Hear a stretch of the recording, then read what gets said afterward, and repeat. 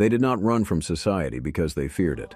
They ran because they understood something most people never stop to question, that the greatest battles are not fought in public, but in silence. While Rome ruled the world, while cities grew powerful and faith became comfortable, a radical movement was born far from palaces and temples.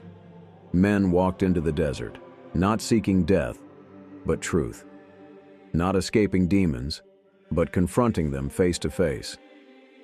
This is the story of the Desert Fathers, the men who laid the foundations of Christian monasticism, and whose wisdom continues to challenge our modern world. Welcome to Eternal Philosophies.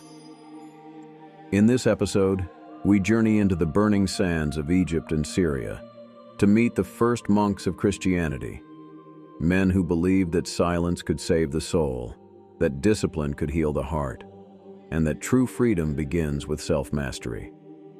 Who were the Desert Fathers? According to Catholic tradition, the Desert Fathers were early Christian ascetics who lived mainly between the 3rd and 5th centuries in the deserts of Egypt, Palestine, and Syria. They withdrew from cities not because the world was evil, but because it was distracting. For them, the desert was not empty. It was a mirror. In solitude, every fear surfaced. Every temptation intensified. Pride, anger, lust, despair. Nothing could hide. And that was precisely the point. Their spiritual discipline was simple yet severe: prayer, fasting, manual labor, silence, and radical simplicity. They believed that by stripping life down to its essentials, the soul could finally see God clearly. Saint Anthony the Great, father of all monks. At the heart of this movement stands Saint Anthony the Great, often called the father of all monks.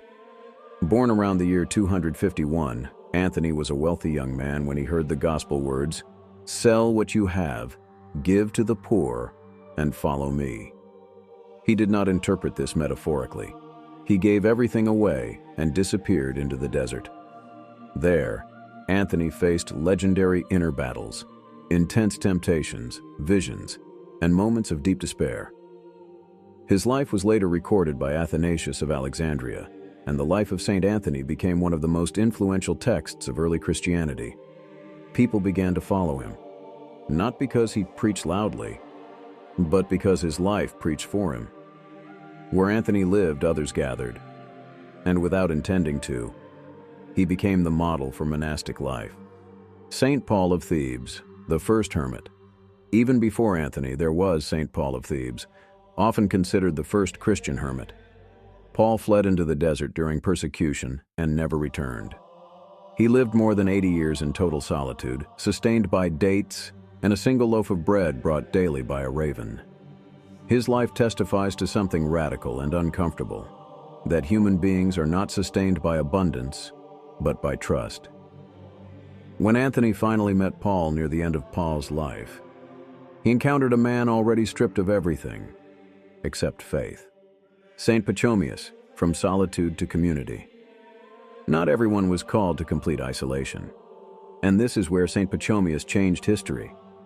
Pachomius founded the first Cenobitic monasteries, communities where monks lived, prayed, and worked together under a shared rule of life. He understood that discipline and obedience could flourish not only in solitude, but also in brotherhood. His rules would later inspire Saint Benedict of Nursia, shaping Western monasticism and, ultimately, Western civilization itself. Without Pachomius, there would be no Benedictines, no Trappists, no Carthusians, Macarius, Arsenius, and the wisdom of the desert. Not all of the Desert Fathers built monasteries. Some built sentences short enough to remember, deep enough to last a lifetime.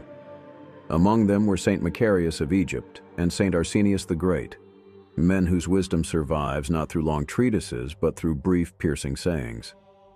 Their teachings were later gathered in a collection known as the Sayings of the Desert Fathers, a book where a single line can dismantle pride, expose illusion, and reorder the soul.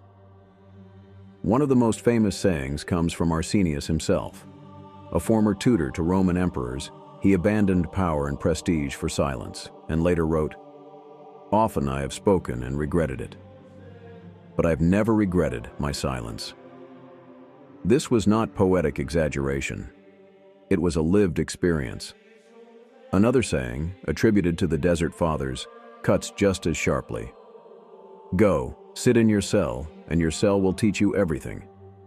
In other words, stop running. Stop distracting yourself. Stop numbing the silence. Stay. Face yourself. That is where transformation begins. Macarius taught that the heart is a battlefield, and that humility, not knowledge, is what drives away darkness. Arsenius taught that silence is not emptiness, but purification. Their wisdom reminds us that spiritual depth does not come from saying more, but from listening longer. What can we learn from the Desert Fathers today? First, they teach us that silence is not absence, it is presence. When noise disappears, truth speaks. Second, they show us that discipline is not oppression, it is freedom. By mastering their desires, they were no longer ruled by them. Third, they remind us that the greatest battles are internal. The Desert Fathers knew that conquering the world means nothing if we remain divided within ourselves. And finally, they challenge our modern excess. What would happen if we consumed less, spoke less, scrolled less, and listened more? The Desert Fathers did not seek fame, power, or legacy, yet their lives reshaped Christianity, spirituality, and the inner life of millions. They walked into the desert to lose everything, and discovered everything that truly mattered. And perhaps the question they leave us with is not whether we should flee into the desert, but whether we are brave enough to face silence in our own lives. If this journey into the Desert Fathers resonated with you, like the video, subscribe to the channel, and share Eternal Philosophies with someone who's searching for depth in a noisy world.